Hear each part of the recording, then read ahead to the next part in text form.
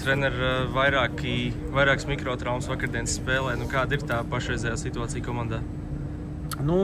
Patreiz risinām. Jāsaka tā, es nevaru komentēt nevienu, ne otru situāciju. Ir tāds 50-50, bet dakteri dara pilnīgi visu, lai rītdienas spēlē mēs būtu, lai vismaz varētu pieteikt 12, cik spēlēs, redzēs. Skatīt. Tas ir 11, atvainojos, 11. Bet pagaidām nevaru komentēt, tāpēc, ka vienkārši viss ir procesā. Kristers pats izteicās, ka viņš ir game time decision rītdien un ka šodien nebūtu gatavs spēlēt. Par Artūru, cik es saprotu, tur arī klubs ir iesaistīts. To es nezinu, tas jāprasa Artūram komentāru. Rīt spēle pret Čehiju, spēle, kas abām komandām pēc būtības nenozīmē neko. Kā pieiet tādai spēlē vislabāk? Pirmkārt, tās komandas, mūsu pieeja, ja mēs spēlējam savu skatītāju klātbūtnē, savās mājās, mūsu ģimenes tribīnē, cilvēki nopirkuši biļetes, tad jāpieiet ļoti nopietni. Tomēr cilvēki nāk skatīties, ko mēs esam izdarījuši. Tā kā gatavojamies principā tieši tāpat kā uz jebkuru citu spēli, kā treneris jau iepriekš teica, mēs ejam soli pa solim, jau no spēles uz spēli, nedomājot neko tālāk. Protams, ka lēnām jau sākam ievākt informāciju par to, ar ko mēs spēlēsim pirmajā kārtā. Kā mēs zinām, tādā varētu būt Lietuva, bet tikpat labi tā vēl var būt Somija un tikpat labi arī Vācija. Tā kā, tur ir tāds vēl darbs priekšā, bet informācijas vākšanas procesu jau esam uzsākuši. Un es domāju, tieši tas pats ar Čehiem. Viņi grib pierādīt, redzēs, vai viņi izvēlēsies spēlēt vairāk ar jauniem spēlētājiem, vai tomēr cīnīties par uzvaru ar pamatsastāvu. Bet es domāju, ka jebkuru turnīru gribās pabeigt ar uzvaru. Vīts Kreičī jūs sevi apliecinās, ka NBA līmeņa saspēles vadītājs ir tomēr kaut kas viņam šajā turnīrā pietrūcis? Cik no malas liekas, vispār tā komandas ķīmija tur nav īsti līdz galam varbūt sagājusi, un tas komandas sporta veidos, protams, ir ok, jo tā gadās vienkārši, tu nevari to paredzēt. Bet viņš pat mazāk pa saspēli, viņi tur vispār mainās. Viņi tā kā kombo aizsargi visi spēlē. Tad viens pa saspēli, tad kāds cits pa saspēli nospēlē. Bohačiks, veterāns. Bet kopumā, protams, no malas tā liekas, ka prasītos no viņa dominējošāks sniegums, bet nedrīkst viņu nenovērtēt, jo tas arī tas pats, tu esi varbūt aizvadījis nepārāk veiksmīgi turnīru, to gribas pēdējā spēlē pierādīt, ka tu tomēr atbilst tam līmenim.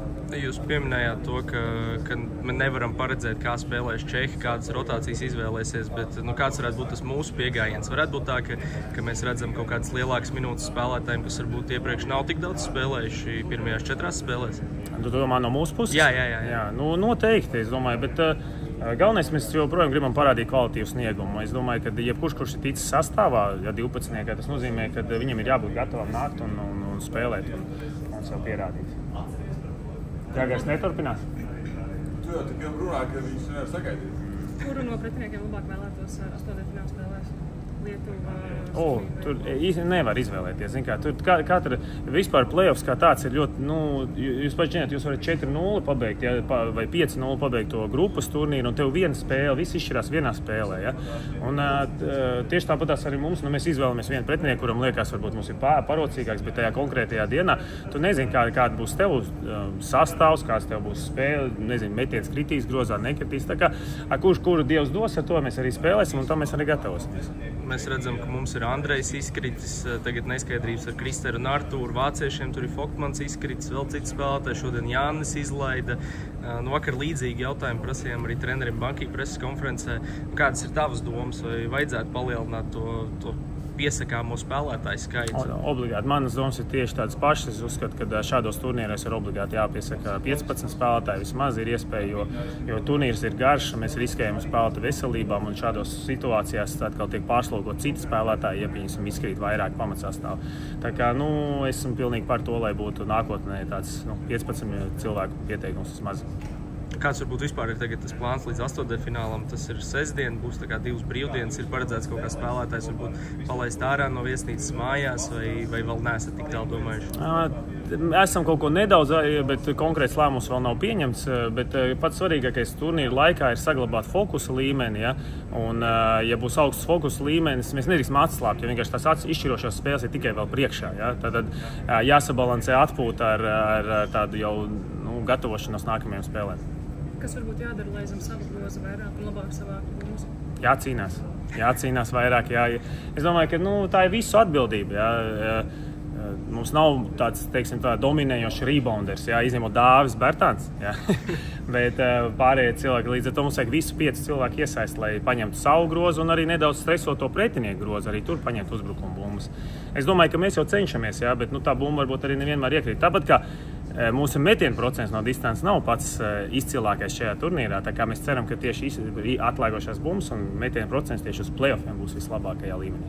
No manas noslēdzošais tas varbūt atkal nenopietnāks. Šodien Marikam dzimšanas diena, iepriekš bija arī jums dzimšanas diena, šķiet vēl kādam bija dzimšanas diena. Kā tas tiek svinēts komandas iekšienē? Vienkārši mēs apsveicam viens otru, paspiežam roku, ir kādi kūciņi, dzied džekijai spēlētājiem dziesmu. Visiem treneriem tur neviens nedzied neko, tur, zin kā, mēs neesam saldējumi tirgotāji, bet jebkurā gadījumā tāda forša lieta vienkārši bišķiņa atrauj no tās varbūt ikdienas, bet mēs nepārspēlējam ar nekādu arī tur ažiotāžu un āršķībām kaut kādām. Sām vispār neskaidrībām par Zoriku un Žagaru.